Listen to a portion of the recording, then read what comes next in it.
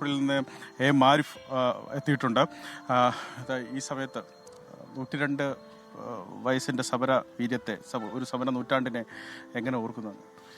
ഞങ്ങൾ ആലപ്പുഴ ജില്ലക്കാരെ സംബന്ധിച്ചിടത്തോളം അങ്ങേറ്റത്തെ ഹൃദയ വായ്പോടുകൂടി ഞങ്ങളുടെ ഏറ്റവും നേതാവാണ് സൗഗ്യസ്.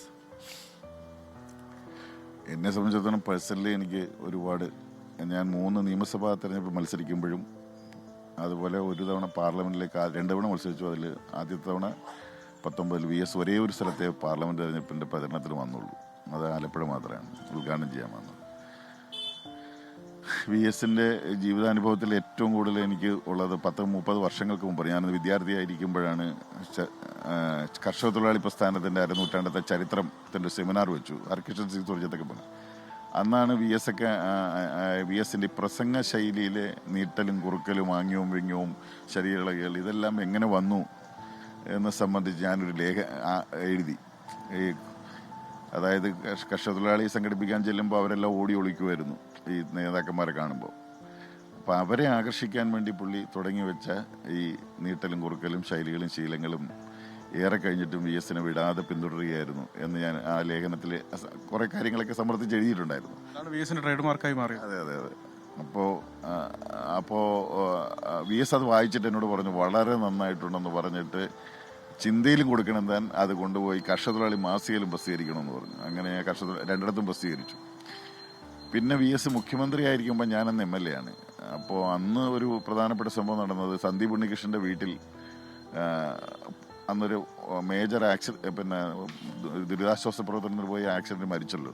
അപ്പോൾ ആ വീട്ടിൽ പോകാൻ വൈകിയതിനെ ചൊല്ലി അച്ഛൻ എന്തോ സംസാരിച്ചു. അന്ന് വലിയ വിവാദമായി.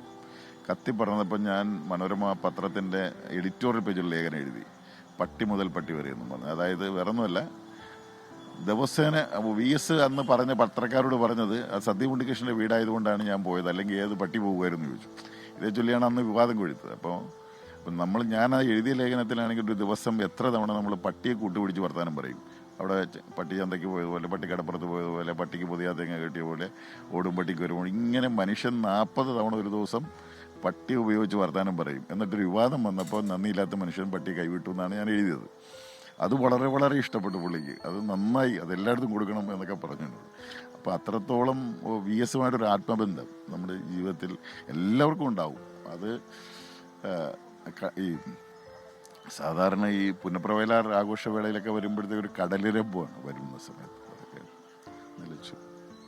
VSന്റെ അഭാവം രാഷ്ട്രീയ കേരളത്തിന്, പൊതുവായി ഇന്ത്യൻ വിപ്ലവ പ്രസ്ഥാനത്തിനൊക്കെ ഉണ്ടാക്കുന്ന ആ ഒരു സ്പേസ്, അത് പകരം വെക്കാനില്ലാത്തൊരാൾ എന്ന് തന്നെ ഈ ദ്വയാക്ഷരെ നമുക്ക് പറഞ്ഞു. തീർച്ചയായിട്ടും. കാര്യം ഇത്രയും അനുഭവ സമ്പത്തുള്ള ഒരാൾ വേറെയില്ല. ഇന്ത്യൻ കമ്മ്യൂണിസ്റ്റ് പ്രസ്ഥാനത്തിൻ്റെ തുടക്കം മുതൽ 85 വർഷം, അദ്ദേഹത്തിൻ്റെ 86 വർഷം ജീവിച്ചിരുന്നു. 86 വർഷക്കാലം പാർട്ടിയോടൊപ്പം നിന്ന് അദ്ദേഹം വലിയൊരു സമര പോരാളിയായി ലോകം മുഴുവൻ അറിയപ്പെടുന്ന നേതാവായി മാറി. എല്ലാവരുടെ മനസ്സിലുണ്ട്. ആലപ്പുഴയിൽ നിന്നടക്കം നിരവധിയായ ആളുകൾ എത്തുന്നുണ്ട്. അപ്പോൾ അദ്ദേഹത്തിൻ്റെ ഭൗതികദേഹം സ്വീകരിക്കാൻ ആലപ്പുഴയിൽ ഒരുക്കങ്ങളും മറ്റുമൊക്കെ പൂർത്തിയായി ക്രമീകരിച്ചിട്ടുണ്ട്. ഓച്ചിറയിൽ നിന്ന് ആലപ്പുഴയിലെ പ്രവർത്തകർ അനുധാവനം ചെയ്യും. ഇന്ന് VSൻ്റെ വീട്ടിലേക്ക് കൊണ്ടുപോകും. രാത്രിയാവുന്ന അവിടെ. നാളെ രാവിലെ പാർട്ടി ജില്ലാ കമ്മിറ്റി ഓഫീസിൽ വയ്ക്കും. അവിടുന്ന് നേരെ പിന്നെ നമ്മുടെ റിക്രിയേഷൻ ഗ്രൗണ്ടിൽ എല്ലാവർക്കും കാണാൻ പറ്റുന്നൊരു സ്ഥലത്ത് പ്രത്യേകം സജ്ജമാക്കിയിട്ടുണ്ട്. അവിടുന്ന് പിന്നെ വിലാപയാത്രയായിട്ട് വലിയ ചുടുകാട് രക്തസാക്ഷി മണ്ഡപത്തിലേക്ക് വരും. പ്രതീക്ഷിക്കപ്പെടുന്ന സമയത്ത് ആലപ്പുഴയിലേക്ക് എത്തുമെന്ന് കരുതുന്നു. അതൊന്നും പറയാൻ കഴിയില്ല. ഒരിക്കലും എത്താൻ സാധ്യതയില്ല. കാര്യം ആളുകളെല്ലാം അത്തരത്തിൽ മാരിഫാണ് അദ്ദേഹത്തിൻ്റെ ഓർമ്മകൾ പങ്കുവച്ചത്. അദ്ദേഹം VSുമായി അടുത്തിടപഴകിയതും മറ്റുമൊക്കെയാണ് അദ്ദേഹം പറഞ്ഞത്. പ്രധാനമായി പുന്നപ്രവയലാർ വാർഷികത്തിനൊക്കെ എത്തുമ്പോൾ അവിടെയുള്ള ഈ കടലിരമ്പം, VSൻ്റെ സാന്നിധ്യം അവിടെ ഉണ്ടാക്കുന്ന കടലിരമ്പത്തെ പറ്റിയാണ് മാരിഫ് പറഞ്ഞു പോയത്. ഈ ദർബാർ ഹാളിലെയൊക്കെ പൊതുദർശനത്തിന് ശേഷം ഈ വിലാപയാത്ര ആലപ്പുഴയിലേക്ക് ആണ് പോവുക. അതിൻ്റെ വിശദാംശങ്ങളാണ് അദ്ദേഹം വ്യക്തമാക്കിയത്. സമയം പാർട്ടി നിശ്ചയിച്ചിട്ടുണ്ട്, പക്ഷേ ആ സമയത്തിനുള്ളിൽ കഴിയുമോ ഈ നടപടിക്രമങ്ങൾ എന്നുള്ള കാര്യമാണ് അദ്ദേഹം സംശയത്തോടെ പറഞ്ഞത്. എന്താണെങ്കിലും നാളെ രാവിലെ പാർട്ടി ജില്ലാ കമ്മിറ്റി ഓഫീസിലാണ് പൊതുദർശനം 9 മണിക്ക്. ഇവിടെ നിന്ന് ഈ പ്രതീക്ഷിക്കപ്പെടുന്ന സമയത്ത് അവിടെ എത്തിയാൽ അത് കഴിഞ്ഞ് കടപ്പുറത്തെ റിക്രിയേഷൻ ഗ്രൗണ്ടിൽ പൊതുദർശനമുണ്ട്. അതിനുശേഷമാണ് വലിയ ചുടുകാട്ടിൽ അദ്ദേഹത്തിൻ്റെ സംസ്കാര നടപടികൾ നടക്കുക. എന്താണെങ്കിലും ഇതാ വലിയ ഈ വെലിക്കകത്ത് വീട്ടിലേക്ക് അതാ ഇപ്പോഴും ആളുകളിങ്ങനെ ഒഴുകി എത്തുന്നുണ്ട്. ക്രിസ്റ്റീന VS ഒരു നോക്ക് കാണാൻ, അവരുടെ അന്തിമോപചാരം അർപ്പിക്കാൻ, അവരുടെ നേതാവിന്, അവർ നേരത്തെ നമ്മൾ സൂചിപ്പിച്ചതുപോലെ പകരം വെക്കാനില്ലാത്ത നേതാവാണ്. കേരളത്തിൻ്റെ രാഷ്ട്രീയ ജാഗ്രതയുടെ പേരാണ് VS എന്നത്. അത് അവർ ആവർത്തിച്ച് പറയുന്നുണ്ട്. അത് അവരുടെ മുഖഭാവങ്ങളിലുണ്ട്, അത് അവരുടെ വാക്കുകളിലുണ്ട്, അവരുടെ അനുഭവങ്ങളിലുണ്ട്. എവിടെ, അതായത് തങ്ങൾക്ക് വിശ്വസിച്ച ഒരു കാര്യവുമായി സമീപിക്കാൻ കഴിയുന്ന നേതാവ് എന്നതാണ് VS-നെ പൊതുസമൂഹത്തിന് മുന്നിൽ, അത്തരത്തിൽ നിരർത്ഥരായ മനുഷ്യർക്ക് മുന്നിൽ, പാവപ്പെട്ട മനുഷ്യർക്ക് മുന്നിൽ അടയാളപ്പെടുത്തി വെക്കുന്നത് അങ്ങനെയാണ്.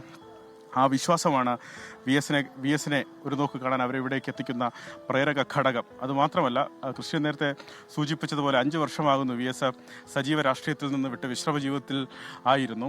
ആ 5 വർഷക്കാലം കൊണ്ട് VS-നെ മലയാളി മറന്നോ എന്ന ചോദ്യത്തിൻ്റെ ഏറ്റവും വലിയ മറുപടിയാണ് ഇതാ കണ്ടുകൊണ്ടിരിക്കുന്നത്. VS എന്ന 2 അക്ഷരത്തെ മറക്കാൻ മലയാളി ഉള്ള കാലത്തോളം അവർക്കാകില്ല എന്നവർ ചങ്ക് പൊട്ടി പറയുന്നു, മുദ്രാവാക്യം ഉയർത്തുന്നു, അവരുടെ കണ്ടമിടറുന്നു, അവരുടെ ശബ്ദമിടറുന്നു, അവരുടെ കണ്ണ് നിറയുന്നു. ആ അന്തിമോപചാരം അവരുടെ പ്രിയപ്പെട്ട നേതാവിന് അർപ്പിക്കാനായി അവർ ഒഴുകിയെത്തുന്നു വേലിക്കകത്ത് വീട്ടിലേക്ക്. ഇവിടെ നിന്ന് ദർബാർ ഹാളിലേക്കും സമാനമായ സാഹചര്യം തന്നെയായിരിക്കും ഉണ്ടാവുക. ക്രിസ്റ്റീന.